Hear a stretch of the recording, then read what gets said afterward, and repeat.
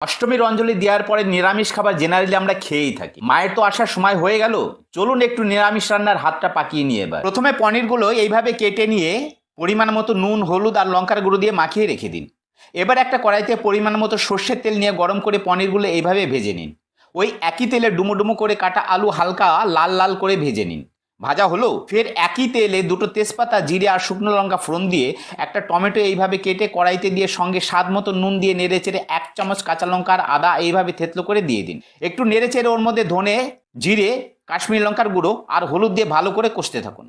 যখন টমেটোগুলো গলে যাবে তখন ওর মধ্যে ভেজে রাখা আলু আর কড়াইশুঁটি দিয়ে ভালো করে কষানো হলে পরিমাণ মতো জল আর ভেজে রাখা পনিরগুলো দিয়ে দিন। আর সঙ্গে নুনটা একবার দেখে নিয়ে একটা ঢাকনা দিয়ে ঢেকে 5 মিনিট ভালো করে ফুটতে দিন। 5 মিনিট বাদে ঝোলের থেকে কয়েকটা আলু নিয়ে একটু ম্যাশ করে দিয়ে আবার 3 মিনিট ভালো করে ফুটান।